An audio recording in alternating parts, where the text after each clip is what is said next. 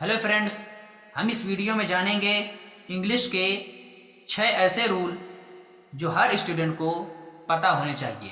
तो दोस्तों, अगर आप भी नाम लिखना चाहते हैं या हिंदी नाम को इंग्लिश में लिखना चाहते हैं तो दोस्तों इन चीज़ों का जानना बहुत ज़रूरी है, क्योंकि नाम लिखने के लिए ये चीज़ें बहुत इम्पोर्टेंट हैं। और ये हम जब भी नाम लिखते हैं तो ये घूम घुमा कर यही चीज़ें दोस्तों आती हैं। और अगर हम इन 6 बातों को जान लें तो दोस्तों काफ़ी हद तक हम नाम लिखना जान सकते हैं। तो आइए दोस्तों हम एक एक करके जानेंगे। तो दोस्तों नियम 1 जो है, ये जो पहला नियम है वो है कि किस अक्षर के लिए इंग्लिश में कौन सा लेटर इस्तेमाल होगा। जैसे एग्जाम्पल से समझते हैं, का है ये हिंदी शब्द और इसका इंग्लिश में क्या होता है, इसके लिए के का यूज़ करते हैं। तो अगर यही हमें ना मालूम होगा कि का के लिए किसका यूज़ करेंगे तो हम नाम कैसे लिख पाएंगे। तो सबसे पहले ज़रूरी है कि हिंदी शब्द का इंग्लिश में क्या यूज़ है वो जान लें। जैसे यहाँ खा है और खा के लिए ये तो हिंदी शब्द हो गया खा, और इंग्लिश में इसका क्या इस्तेमाल करेंगे, इसके लिए के एच का इस्तेमाल करते हैं। तो जब हमको किस अक्षर के लिए इंग्लिश में कौन सा लेटर यूज होगा ये जान लेंगे तो हमारे लिए आसानी हो जाएगी। तो इसी तरह का से लेकर के ज्ञा तक हमको जानना बहुत ज़रूरी है कि हिंदी में किस शब्द के लिए इंग्लिश में कौन सा लेटर यूज होगा। दूसरा नियम जो दोस्तों है वो कुछ ये है कि किस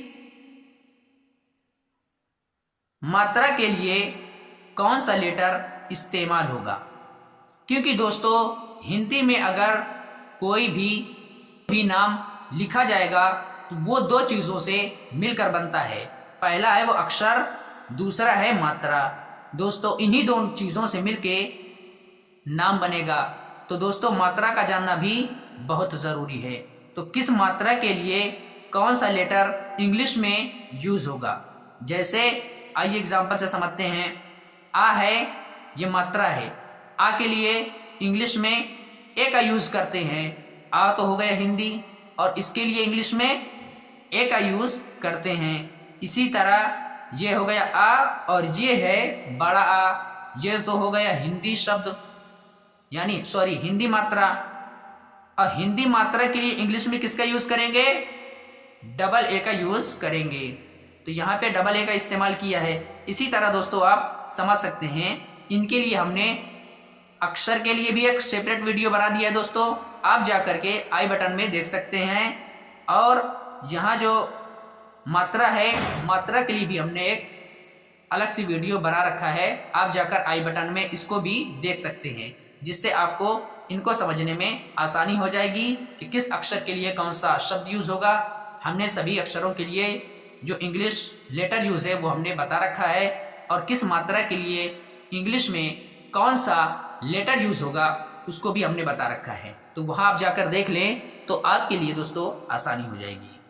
नियम जो तीसरा है दोस्तों वो कुछ इस तरह है कि अक्षर की आवाज का जानना भी बहुत जरूरी है, क्योंकि अगर हमको आवाज नहीं मालूम होगी तो लेटर कुछ और लिख देंगे और मीनिंग उसकी कुछ और हो जाएगी। एग्जाम्पल से आइए दोस्तों हम इसको समझ लेते हैं। दोस्तों सा ये भी है हिंदी में, ये भी सा है और ये भी सा है, लेकिन इन तीनों सा में दोस्तों फर्क है। वो कैसे, आइए समझते हैं। ये जो दोस्तों सा है इसको सा कहते हैं या सा सरौता कहते हैं, और ये जो दोस्तों सा दिख रहा है इसको सा नहीं बल्कि शा पढ़ते हैं, शा षटकोण कहते हैं। और जो दोस्तों आपको ये जो सा दिख रहा है इसको सा नहीं बल्कि शा कहते हैं और शा शरीफा कहते हैं। तो जो सा है दोस्तों आवाज देख रहे होंगे, एक है सा और दूसरा है शा, सा शा। तो दोस्तों जो सा है उसके लिए नॉर्मली एस का इस्तेमाल करते हैं, और जो शा षटकोण वाला है दोस्तों उसके लिए एस एच का इस्तेमाल करते हैं, यहाँ देख सकते हैं आप। और जो दोस्तों ये शा है जो शा शरीफा वाला, इसके लिए भी एस एच का इस्तेमाल करते हैं। इसी तरह दोस्तों ये देखिए ये जा है, और ये जो देख रहे हैं आप दोस्तों ये है जा। तो ये जो जा है दोस्तों इसके लिए जी या जे का यूज करते हैं। और दोस्तों ये जो ज़ है इसके लिए इंग्लिश में जेड का यूज करते हैं। चौथा जो दोस्तों नियम है वो कुछ इस तरह है कि सही नाम का जानना, क्योंकि दोस्तों अगर आपको सही नाम नहीं मालूम होगा तो आप सही लिख नहीं पाएंगे, और जब आप सही लिख नहीं पाएंगे तो सही मतलब भी आपको समझ में नहीं आएगा। जैसे आइए हम इसको एग्जांपल से समझते हैं। दोस्तों ये है नमी, ये है दोस्तों नमी। ये नमी कहते किसको हैं? मिट्टी की जो दोस्तों नमी होती है, तरी होती है, गीलापन जो होता है उसको कहते हैं नमी। और अगर नमी लिखना हो इंग्लिश में नाम के तौर पे तो इसको लिखेंगे NAM और I, इसके साथ लिखेंगे हम नमी। लेकिन दोस्तों अगर हमको लिखना हो नामी लिखना हो, जिसके मीनिंग होती है मशहूर, नामवर, तो दोस्तों इसकी इंग्लिश होगी NAAMEE, यानी दोस्तों कुछ इस तरह लिखा जाएगा। तो दोस्तों आपने यहाँ फर्क समझ लिया होगा कि ये है नमी और ये है नामी। नमी है तो NAMI का यूज किया, और यहाँ नामी है तो यहाँ NAAMEE का यूज किया। तो दोस्तों आप यहाँ समझ पाए होंगे। और जो दोस्तों पांचवा जो नियम है वो कुछ इस तरह है। आधे अक्षर के लिए इंग्लिश में पूरा लेटर इस्तेमाल होता है। आपने दोस्तों देखा होगा कि हिंदी में कुछ अक्षर आधे भी यूज हो जाते हैं, लेकिन इंग्लिश में कोई भी लेटर आधा यूज नहीं होता।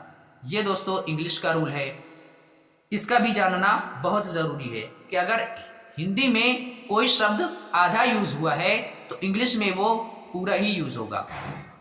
जो छठवां नियम है दोस्तों वो कुछ इस तरह है कि हिंदी में अगर कोई अक्षर बिना मात्रा के इस्तेमाल हो तो शुरू में हो या बीच में हो, आप देख रहे होंगे शुरू या बीच में, तो उसके लिए आ जो है आ की मात्रा मान ली जाती है। और इंग्लिश में आ की मात्रा के लिए यानी उसके लिए ए का इस्तेमाल करते हैं। तो दोस्तों आप इसका स्क्रीनशॉट ले सकते हैं क्योंकि आपको इसको समझने में आसानी होगी। तो दोस्तों आप जितना ज़्यादा प्रैक्टिस करेंगे, जितने ज़्यादा नोट्स बनाएंगे, उतना ही बेटर आप परफॉर्म कर पाएंगे और आपकी इंग्लिश में इम्प्रूवमेंट होगा और आप अच्छी तरह नाम लिखना सीख पाएंगे। तो दोस्तों जिन नियमों को हमने बताया है इनको आप समझ लें, और जिन वीडियो को हमने रिकमेंड किया है अगर आप उनको देख लेते हैं तो आई होप फ्रेंड्स कि ये आपको समझ में आ जाएगा। तो आई होप फ्रेंड्स कि ये वीडियो आपको समझ में आया होगा।